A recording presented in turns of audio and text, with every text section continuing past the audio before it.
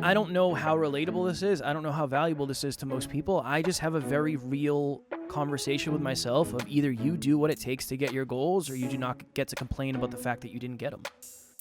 If you want to have a successful career and you want to have abundance financially, you have to learn how to be more productive. That's a scientific fact. That's a mathematical certainty. Like, if you're not productive, you will not be successful unless you inherit the money or hoodwink people.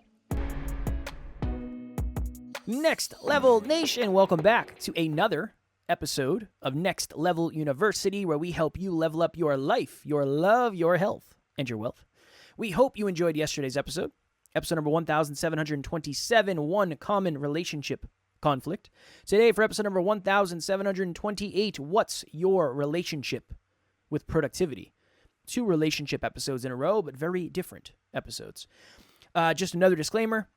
Probably be a 15-minute episode because we want to add as much value as we can before I head off to the wedding. So, as I mentioned in the previous outro for last episode, I think there are a couple different camps in self-improvement. There are some people who say, do the same thing every day, suffer, work in silence, work in darkness, delay gratification forever. And again, not making that wrong. And on the other end, it's almost like do what you feel is right, divine timing, find flow, create a life of ease, whatever it is. If that is what you aspire to, I'm not going to make that wrong. I think that one of those sides is hyper-focused on productivity. The other one of those sides is hyper-focused on fulfillment. I would say joy, happiness, pleasure, fulfillment, ease, freedom, time, Quality of life. Yeah, that type of thing. So when you hear the word productivity, regardless of where you are in those camps, what do you think of? Do you think productivity equals progress, it equals impact, it equals the path to the life that I'm desiring so heavily to create? Or do you feel like it is constricting? Do you feel like it is bad? Do you feel like it is stressful? Do you feel like it is out of alignment? It's overly disciplined. What is your relationship with productivity? Because I think productivity has gotten a bad rap, just like discipline has. Just like, what else? Sacrifice. A lot of people hear the word sacrifice and it's like, I don't want to sacrifice anything. I don't necessarily think it's a bad thing. What if you're sacrificing something less aligned for more aligned? Mm-hmm. Something that you value a little bit less or something that you value a little bit more. If you go out to eat and they have chicken piccata and they have fettuccine alfredo, and you want fettuccine alfredo more than you want chicken piccata, you're going to have to sacrifice that first meal, unless you get both. Huge steak. A huge steak? Mm-hmm. That's not on the menu. Yeah, it is. No, I just said those are the 2. That's it. That's what you get. There's a menu of 2 items? At my restaurant, I do what the F I want. And those are the 2. I'm not coming to your restaurant. I didn't invite you. I don't want you there anyway. You come in there for a steak. Yeah. I'll get you a steak. I'll get you one. I love it, man. Yeah, we'll get you one. I don't like steak. I know. I've never understood That's why I said it. It's part of why I said it. I appreciate it. Something kind of connecting this to what we're talking about is Alan and I have been really dialing in, Alan more than I, our finances. And Alan said every time, because my relationship with saving, I don't want to say saving.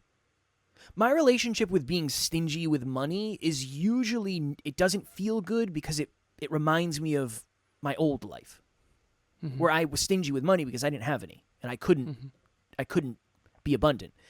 He said, every time you don't go buy a coffee or you don't do this or you don't do this, I want you to really think about the fact that you're buying yourself freedom in the future. Mm-hmm. And that was really, I literally had that moment today where I went to the dry cleaner to get my suit and I was like, I'd really love a coffee. Be a nice day for a coffee, Friday. But I literally, it's like, Good for then you, I close my eyes and see Alan dissolve into my view saying it. Kev, just so you know. And it's like, all right, cool. I'm not going to get a coffee. I think it's kind of the same. You bought some freedom right there. I bought a little bit. You bought abundance, baby. $6.50 worth of freedom because iced lattes, the big ones, are not cheap nowadays. They are expensive. But what if you had your own version of that of, well, every time I'm more productive, I am ultimately moving closer to my goals. Now, here's the thing, and then I'll let Alan talk. There are some people out there that are probably overly productive to the detriment of their lifestyle. But I do think that is much rarer. That is like Alan needs to schedule R&R, Emilia needs to schedule R&R. I don't. I don't have to schedule R&R because I desire it so much. That's my natural tendency. My natural tendency is to take rest after I work hard, not to force myself to take rest, because if I don't, I'll work all day. So just Emilia and I were working in her office last night at 11:15 p.m. I had been asleep. From 8 to 11:15 p.m., I'm not kidding, I had a 45-minute break. Not for me. I was sleeping. Again, if every day was like that, that would be a terrible idea. Yeah. Genuinely. So I don't encourage that. But I do think it's important to identify which end you are on. Everyone out there, this is going to be what I believe in. I do this in coaching all the time. You need to know which end you're on. Okay? Kevin and I, we talk about this all the time. One of the values of this show that's unique is that we get both ends of the spectrum in almost everything, honestly. Yeah. Kevin, his natural state is what I call R4. Rest, relaxation, rejuvenation, and recharge. That's his natural state. Okay? So he has to force upon himself discipline, rituals, systems, processes, calendar. So his natural state, and when we travel together, it's obvious. My natural state is productivity, grind, work, get it done. His natural state is relaxing. Yes. And that doesn't mean he's not hardworking. But you have to know what your natural state is. So some of the population, statistically speaking, is naturally good at rest and relaxation, and they have to force the productivity. The type A achievers of the world are naturally good at work and achievement and goal and grind, and they have to force themselves to rest and relax. I have one client, her name's Yvette, and I said, true or false, you were a type A achiever? She said, yes. I said, so you basically grinded your face off to the point where you were completely burnt out and massively unfulfilled? She said, yes. And I said, okay, we need to know where your superchargers are. She has 3 superchargers. She has a sunroom that she wants to go and contemplate in. Even her R&R is contemplation. Like, think about the type. I love that type, by the way, because it's just easier to coach those people because all they want to do is grind. It's great. It's much easier for me to get you to R&R than it is for me to get you to grind when you're naturally R&R. And that tends to be my type too. So again, I coach both ends, but I do prefer the type A achievers like myself. Okay, so her 3 superchargers, and in this analogy, the Teslas have terrible chargers that take 4 hours, and then they have like superchargers that take 20 minutes. It's awesome. So where are the superchargers? When we went from Massachusetts to South Carolina, we had to align our trip with all the superchargers. Okay, so like every 3 or 4 hours, you got to go. Instead of the gas station, you go to a supercharger. So I love the analogy. Where are your superchargers? Sunroom, contemplation, going for long walks in nature. And then what was her third? She loves cooking. She loves the chopping. She's like, yeah, I love to chop the stuff and just contemplate. It's like, okay. And she's writing a book right now, so she needs a lot of thinking. That's one thing that I think, little side tangent about productivity. Thinking to me doesn't feel productive, but it is. And dude, a lot of my life, I just need to think, but I don't have any time to think, it feels like, right? So my mornings, I try really hard to like give myself enough space to actually contemplate. And that's why every time you and I get on the mics, I have 10 business things to talk about or life things to talk about long before we get to record, which is why this episode's only 7 more minutes. So you are on one camp or the other. Are you in Kevin's camp where R&R is natural and you know how to relax and you know how to rest and you have a very high quality of life and you love to go with the flow and you know how to you know where your superchargers are. You're always in them. You got it. No problem. Or are you on her end where you will burn yourself to the ground and you have to protect yourself from yourself? Emilia and I have to protect ourselves from ourselves. So we have something called the nucleus where every week we pick 3 things in advance to make sure we do that has nothing to do with our work. Okay, so when we go to the movies or when we go on a little hike or an adventure, we don't allow ourselves to work. And we have to force that because that's not natural, because it's natural for us to work, okay? So whichever end you're on, you have to, unfortunately, but this is the truth, if you're too far on one end or the other, you have to work on the other end. If what you wanted was what you needed, you'd already have it. One of my favorite quotes of all time. You're either afraid that all of you is too much, like Yvette, or you're afraid that all of you is not enough, like someone who is constantly resting.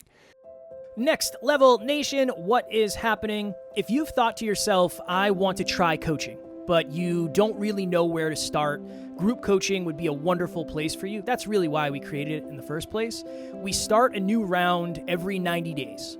So if you're hearing this, go to the website, nextleveluniverse.com, and we have the landing page where you can actually hold your spot right now. Even if there's a group going on right now, you can still lock your spot for the next one.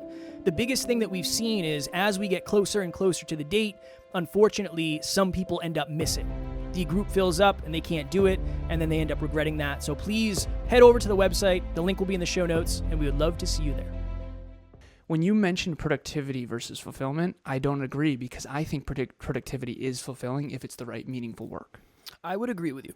I know many people haven't found that. Yeah. They haven't found that work yet, so it doesn't feel that way. Fair.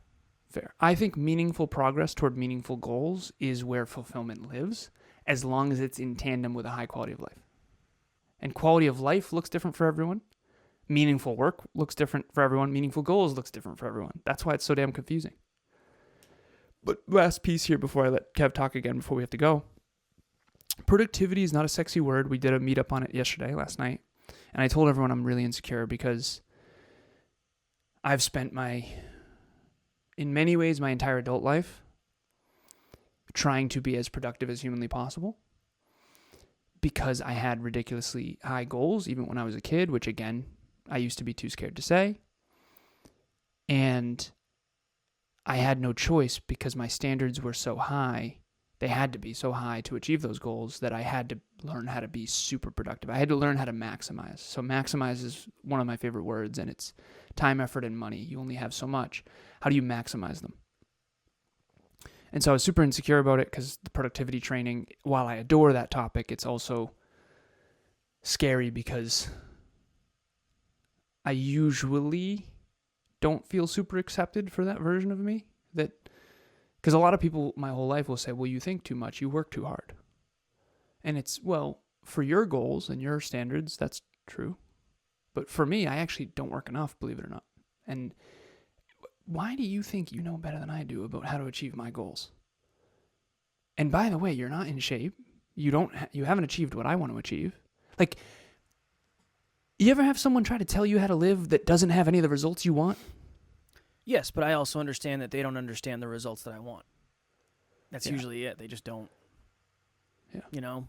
And I've been guilty of the opposite, they think they're wiser because they're older or whatever it is. And it's like, no, I understand. It's just a conflict of values. You just don't value what I value, and you think that I value what you value, and if you did what I did based on your values, you'd be miserable. And it's just not.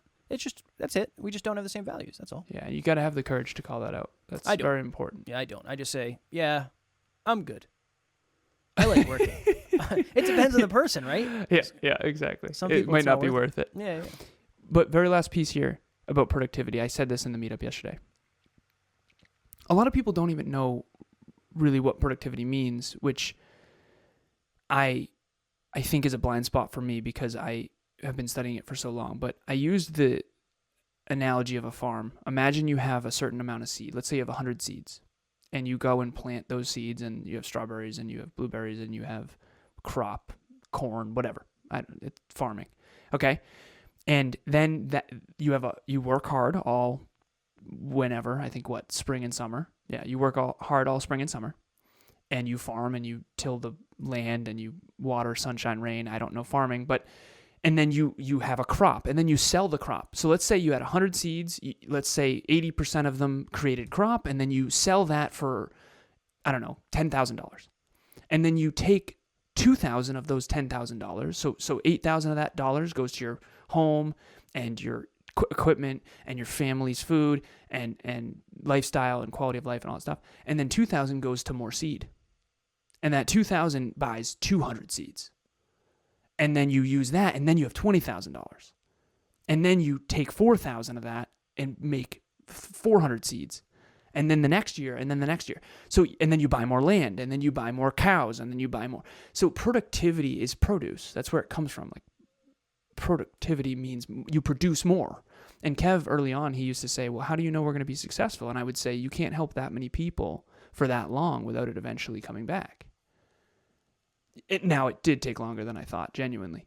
But when you're helping that many people and we're producing so much value into the marketplace, it of course has to come back. You can't just like add value to everyone's life all the time and not make any money. That's not like a thing. If you know business. And so that's another caveat, if you know business. But at the end of the day, if you want to have a successful career and you want to have abundance financially, you have to learn how to be more productive. That's a scientific fact. That's a mathematical certainty. Like if you're not productive, you will not be successful unless you inherit the money or hoodwink people. Or rob a bank. You sure? I wouldn't. I'm going to rob your hypothetical restaurant, son. I mean, dude, feel free. You know, I've been waking up praying for a fight. I hope you come in. I will bust you over the table so fast. You know what I mean? We'll be serving you for dessert. You come in my restaurant throwing hands, son. Come on. I've been waiting on it. What do you have to say about all that? I don't have time to say anything because you went on an epic tangent. No, last thing I would say, I think one of the reasons I seek comfort, I seek rest, is because for a long time, I know I talk about my old job very often, and I would drive an hour to the office. I'd spend an hour loading my van. I would drive 6 hours to New Jersey. I'd work an 8-hour day. So I'm already in this day for 16 hours. Yeah. I want to go to the hotel, and I need R&R. Yep. And then it's like, okay, I'm working. And then on Friday, I do the same thing. Of course, on the weekend, I'm seeking R&R. I need to shut down. I'm burnt out. I was just burnt out every single week on repeat. So yeah, that makes sense for me. I don't think, even now I work a lot, obviously, but it's different. I'm not driving all over the place all the time. Can you talk quickly? I know we got to go, but can you talk quickly about what it's like to crave R&R but still be so disciplined? Again, I don't know how relatable this is. I don't know how valuable this is to most people. I just have a very real conversation with myself of either you do what it takes to get your goals or you do not get to complain about the fact that you didn't get them. R&R, it's different. It's weird too, because it's like, do I R&R less than I ever have? No, not really. That wouldn't be authentic if I said that. I finish work at 6 o'clock. I go to bed at 10. Like I have 4 hours of recharge every night, but you better believe from 6 a.m. until 6 p.m. I'm doing it. So I know a lot of it for me is scheduling. A lot of it for me is you, right? Like I know I'm an owner of the business, but I always think about it as having a boss, not in a bad way, in a good way. It keeps me accountable. I have a boss. I have someone I report to. If I'm not doing my stuff, like I'm going to hear about it. I think that's really good for me. Because I'm disciplined in certain ways, but I'd work less hard if I didn't know you were watching, for sure. 100%. Yeah, accountability is really important for a lot of people, genuinely. 100%. And me too. When it comes to like fitness, like I don't need anybody to really keep me accountable in that. When it comes to... But you were more on point when Justin was your coach. Well, I was aiming for a goal. much higher goal, so I needed that, right? But if I just want to be like in relatively good shape, like I can do that by myself.